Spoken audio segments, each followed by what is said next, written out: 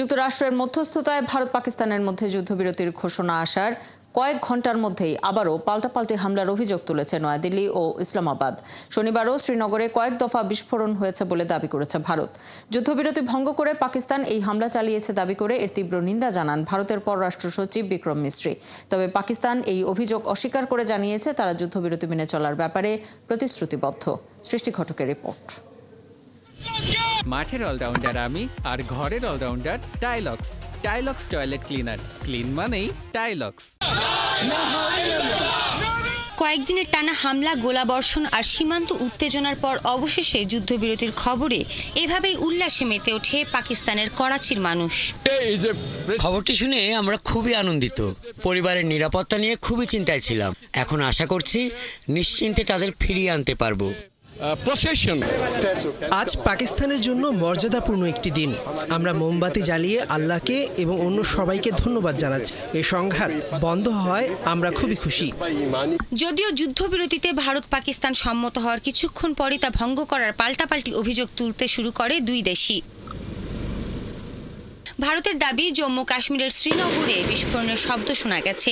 এরপরে শ্রীনগরের কিছু অংশ বিদ্যুৎ বিচ্ছিন্ন হয়ে পড়েছে। স্থানীয় মুখ্যমন্ত্রী ওমর আবদুল্লাহ সামাজিক যোগাযোগ মাধ্যমে এ নিয়ে উদ্বেগ জানান। বারামুল্লা ও জম্মুতেও বিস্ফোরণের খবর এসেছে এবং শহর জুড়ে আতঙ্ক ছড়িয়ে পড়েছে। এ ঘটনায় কোনো পক্ষই এখনও আনুষ্ঠানিকভাবে দায় স্বীকার করেনি এবং হতাহতের বিষয়েও কিছু জানা যায়নি। তবে যুদ্ধবিরতি ভঙ্গ করে পাকিস্তান ভারতে একাধিক হামলা চালিয়েছে বলে দাবি করেছেন ভারতের পররাষ্ট্র সচিব বিক্রম মিশ্রি। ভারত ও পাকিস্তান যে সমঝোতায় এসেছে তা না মেনে গত কয়েক ঘন্টায় কয়েক দফা ভারতে হামলা চালিয়েছে। যুদ্ধবিরতির এ লঙ্ঘনকে আমরা খুবই গুরুত্ব দিচ্ছি। আমরা পাকিস্তানকে আহ্বান জানাই তারা যেন এসব হামলার যথাযথ ব্যাখ্যা উপস্থাপন করে। এই অভিযোগ অস্বীকার করে পাকিস্তানের পররাষ্ট্র মন্ত্রণালয় জানিয়েছে তারা যুদ্ধবিরতি বাস্তবায়ন করতে প্রতিশ্রুতিবদ্ধ। এদিকে যুদ্ধবিরতির ঘোষণা এলেও এখনো সিন্ধু নদের পানি চুক্তি স্থগিতই রেখেছে ভারত। তবে পাকিস্তানের প্রধানমন্ত্রী শেহবাজ শরীফ বলেছেন শিগগিরই এ বিষয়টিও সমাধান করা হবে।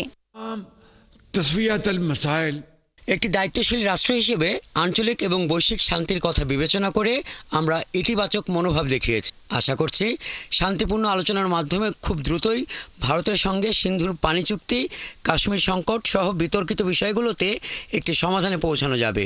এ বিষয়ে আমরা আশাবাদী। এ সময় এ সংকট মোকাবেলায় যুক্তরাষ্ট্রের মধ্যস্থতার জন্য মার্কিন প্রেসিডেন্ট ডোনাল্ড ট্রাম্পকে ধন্যবাদ জানান শেহবাজ শরীফ। সৃষ্টি ঘটক, ৭১।